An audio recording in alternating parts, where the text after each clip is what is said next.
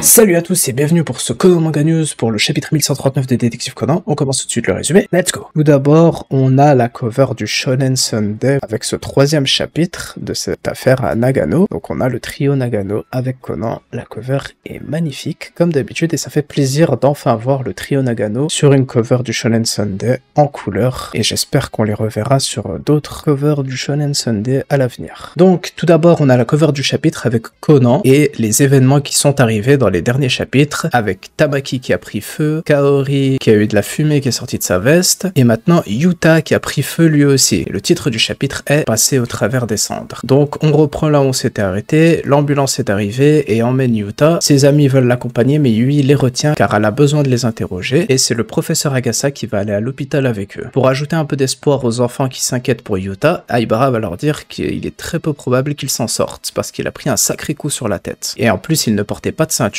car cette voiture est très ancienne, et quand une voiture ancienne n'a pas de ceinture, on est autorisé à ne pas la mettre. Ça, je savais pas du tout. On apprend des choses, hein. Je me demande si on peut vraiment faire ça, mais vaut mieux pas le faire. Mais bon, de toute façon, c'est pas comme s'il était annoncé comme mort pour le moment, donc gardons espoir. Et voici maintenant Yamato et Komei. Nos personnages préférés sont arrivés, le trio est réuni et on sait que cette affaire va vite être pliée. Les enfants expliquent la situation aux policiers, et ensuite Komei va demander à Conan s'il a une idée de comment tout cela a pu se produire. C'est quand Conan va leur expliquer que c'est lorsque le van a dépassé la voiture de Yuta que le feu a pris, et ensuite ils vont interroger les trois amis de Yuta. Kaori confirmera ce que les enfants ont dit. Petit détail peut-être important, Yuta a l'habitude de toujours poser son bras sur la fenêtre une fois la vitre baissée. Ensuite Shishitsuke va expliquer pourquoi est-ce qu'il a accéléré, il ne se sentait pas bien, et Tamaki pense que c'est sa faute car elle a acheté beaucoup de glace et elle en a partagé avec lui, mais il ne faut pas oublier qu'il y avait aussi du café qui était posé à côté de lui, donc soit c'est le café, soit c'est la glace, donc soit c'est Kaori, soit c'est Tamaki. Mais il y a un petit détail qui nous ferait penser que Kaori est peut-être totalement innocente, mais on va en parler dans quelques minutes. Un autre détail important, Shishitsuke se sent mieux car il a fait ce qu'il avait besoin de faire derrière les arbres. Et ça, c'est un détail qui peut être très important. Petit moment un peu comique, les enfants vont dire que c'est à cause du fantôme que le feu a pris, à cause de la légende que le professeur Agasa racontait, et du coup, il ne faut pas oublier de mettre une chaussure sur la tête pour échapper à l'esprit. Et grâce à ça, on en vient à la chaîne YouTube de tous les amis de Yuta, car ils font des vidéos horreur, ils visitent des lieux hantés à chaque fois, et à chaque fois, ils filment tout ça. Donc, il leur explique qu'ils étaient venus pour invoquer l'esprit de Takehiko, qui est mort dans un feu. Évidemment, Yamato et Komei trouvent ça totalement horrible, et on est bien d'accord avec eux. Mais maintenant, on en vient enfin à un élément important, ce qui a été filmé par la caméra lorsque Tamaki a essayé d'invoquer Takehiko. Donc, on voit bien que le feu a pris sur le bras gauche de Tamaki, et ensuite, ils parleront aussi de ce qui est arrivé avec Kaori, lorsque de la fumée est sortie du dos de sa veste. Et il y avait aussi une marque de brûlure, mais il faut pas oublier que la marque de brûlure était là, mais la veste n'était pas chaude. Donc c'est peut-être autre chose,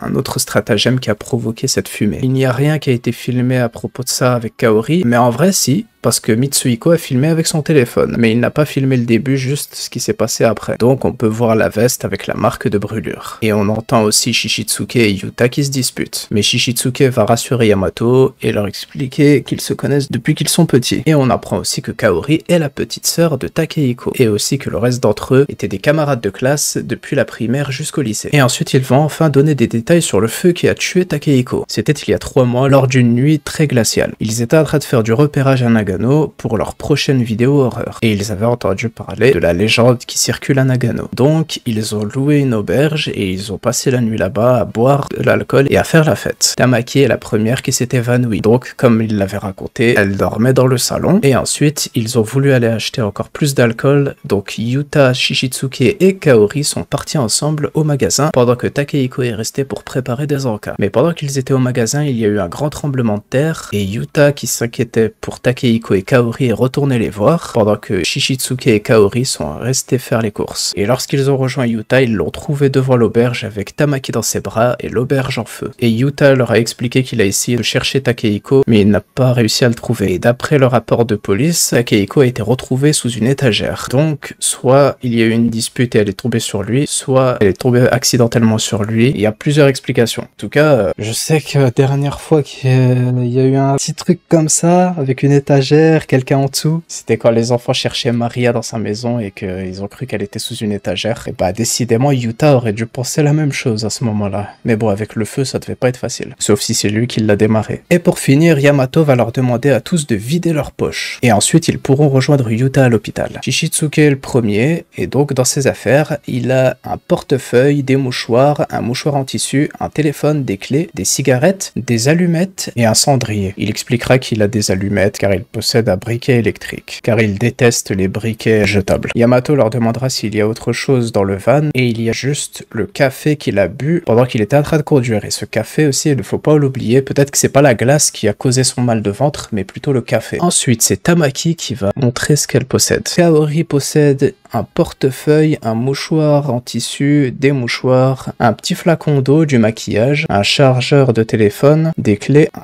porte-monnaie et un pointeur laser. Et il s'agit d'un modèle de haute puissance. Et c'est Mitsuhiko qui va tout expliquer. En fait, elle l'utilise dans les vidéos qu'il tourne car elle a énormément peur et donc elle l'utilise pour regarder partout autour d'elle lorsqu'elle entend du bruit. Et dans son portefeuille, il y a un emplacement pour les pièces et pourtant elle a un porte-monnaie séparé dans ses affaires. Et c'est encore Mitsuhiko qui va expliquer qu'elle adore les machines à capsules, donc elle a beaucoup de pièces de 100 yens pour pouvoir en acheter partout où elle va. Un peu effrayant Mitsuhiko, mais bon, au moins on peut être sûr que ces informations sont vraies, ou alors en tout cas elles sont vraies juste dans les vidéos. Et c'est Kaori qui va montrer ses affaires en dernière, donc elle aussi a un portefeuille, des mouchoirs, un mouchoir en tissu, des gouttes pour les yeux, du maquillage, un téléphone, des écouteurs, des clés, une batterie externe et du désinfectant pour les mains. Et le produit est fait à base d'éthanol, donc il est inflammable. Donc c'est peut-être aussi un détail très important, elle l'a utilisé dans la voiture juste avant que le bras de Yuta ne prenne feu. Mais c'est peut-être un détail pour nous mettre sur une fausse route. Et il y a aussi ce téléphone calciné dans un sac plastique, et elle expliquera ce qu'on sait déjà. C'est le téléphone de son grand frère, et grâce à la police, ils ont pu retrouver cette photo à l'intérieur et être sûr que c'était bien son téléphone. Pour le moment, ils vont garder leurs affaires, mais ils les laissent rejoindre leur ami à l'hôpital, avec Yui aussi qui emmène les enfants, dans la voiture du professeur Akasa. Et Conan va rester avec Yamato et Komei, donc notre trio préféré va pouvoir passer à l'action, et va maintenant passer en revue cette affaire, car désormais, ils ont assez de preuves que ce crime et le nom du coupable sont maintenant clairs comme du cristal. J'aime beaucoup. Ils collaborent tous les trois ensemble. Pas de questions sur pourquoi t'es trop intelligent, Conan. Juste, on est trop stylé, on est trop intelligent, collaborons ensemble et puis c'est tout quoi. On va pas se prendre la tête. Mais en attendant de voir ce que notre trio préféré a dans la tête, on va avoir un petit moment comédie romantique. Et c'est maintenant Yui qui va raconter son enfance avec Yamato et Komei. Aibara dit qu'elle sent l'odeur d'un triangle amoureux. On apprend évidemment, mais c'est encore le cas aujourd'hui, que Yamato et Komei se disputaient beaucoup quand ils étaient jeunes, mais apparemment les choses ont changé lors des jours de sport à l'école. Lors d'une course de relais, Yui avait perdu et elle était très énervée car elle voulait obtenir le ruban rouge. C'est ce que les gagnants obtenaient lorsqu'ils gagnaient cette course. Elle était complètement en larmes et ensuite Yamato et Komei sont venus la voir et lui ont dit qu'ils vont faire de leur mieux pour lui obtenir ce ruban rouge. Et ils ont donc été en parfaite synchronisation pendant cette course de relais pour pouvoir lui obtenir ce ruban rouge, et elle raconte ça avec énormément de passion dans les yeux, et d'amour aussi je pense. Et évidemment, Aibara a compris que c'est à ce moment-là qu'elle a dû tomber amoureuse, et elle va bien préciser avec un visage qu'on voit très rarement sur Aibara que c'est de Kan, comme Yui essaye de le dire à chaque fois, mais elle se rattrape en disant l'inspecteur Yamato. Voilà, même la voiture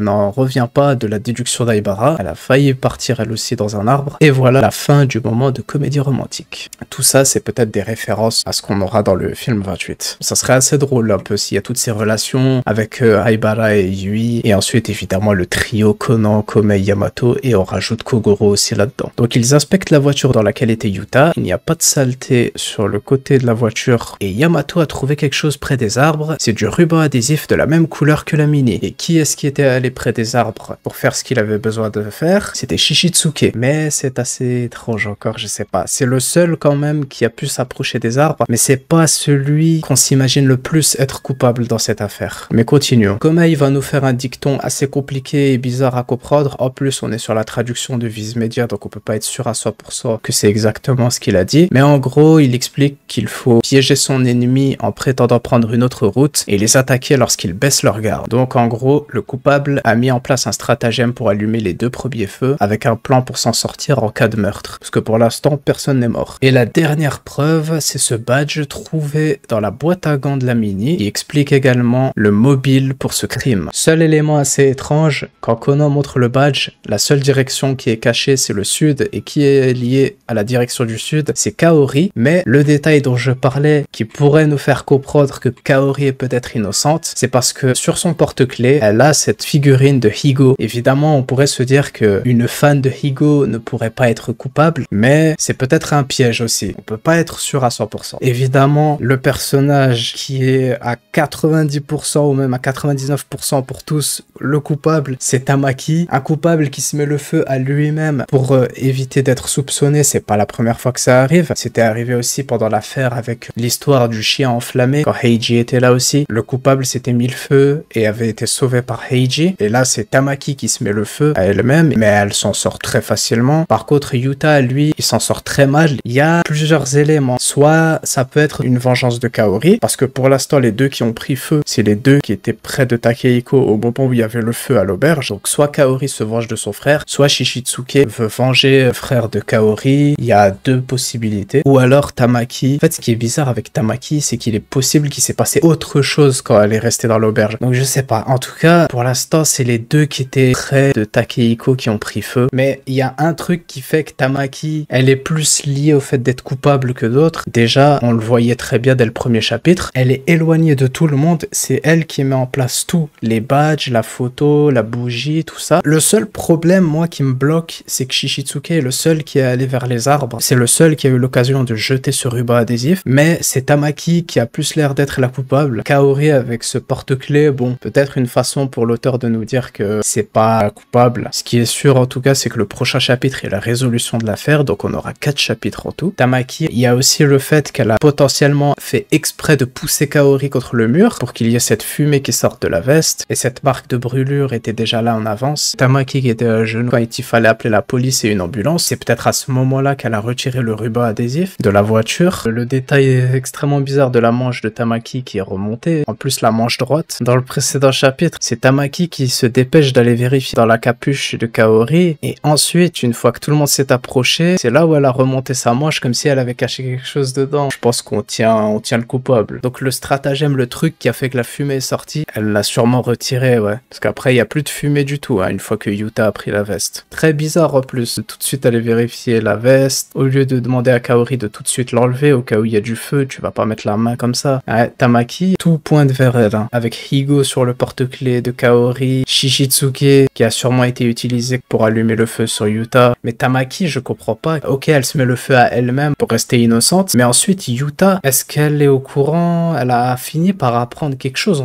en moins de 3 mois quand même. Elle aurait fini par savoir que peut-être que Yuta a fait exprès de laisser Takehiko. C'est possible, hein. Mais en même temps, je pense que si Yuta est pas mort, c'est parce qu'il va expliquer réellement ce qui s'est passé. Peut-être qu'elle, elle pense qu'il l'a laissé mourir ou qu'ils se sont disputés ou quelque chose comme ça. Mais en fait, peut-être que vu qu'elle était complètement sous alcool, elle a cru les entendre se disputer alors que Takehiko lui disait pars, laisse tomber ou je sais pas, j'en sais rien, un truc comme ça. Et le badge que Conan montre à la fin, c'est sûrement celui de Takehiko peut-être, qui a été retrouvé dans l'auberge lorsqu'il est mort. Niveau mobile, c'est très compliqué de trouver ce que ça pourrait être. Peut-être que le produit que Tamaki a mis sur ses mains, il y a quelque chose qui va pas. Le seul truc que je trouve bizarre, c'est sur la toute dernière page de ce chapitre. Je sais pas pourquoi il y a une espèce de fil ou ligne blanche quand on voit la case de Yuta, quand Komei en parle, comme un truc qui est relié à son bras droit. Je sais pas si c'est fait exprès, si c'est une erreur, mais il y a un petit truc, c'est peut-être le ruban adhésif alors, qui est montré de manière plus évidente. Peut-être que l'auteur s'est trompé et voulait montrer ça dans le dernier chapitre, mais il l'a mis là. Ou alors, c'est pour commencer à nous faire comprendre avec le ruban adhésif. Après, peut-être qu'elle est juste folle et elle se dit c'est ma faute et à celle de Yuta, et hop, hein, je nous mets le feu à tous les deux. Takehiko, il peut y avoir différents scénarios, hein. Il sauve Yuta, il le pousse, l'étagère tombe, et il y a les flammes, du coup il peut plus rien faire, mais il culpabilise tellement qu'il dit juste qu'il l'a pas trouvé. Alors que techniquement il devrait être dans la cuisine peut-être. Ou alors ils se sont disputés, Tamaki a fini par le savoir. Mais il y a un truc où il s'est passé quelque chose de toute façon, c'est sûr et certain. Et c'est avec Yuta et Takehiko. Maintenant il faut savoir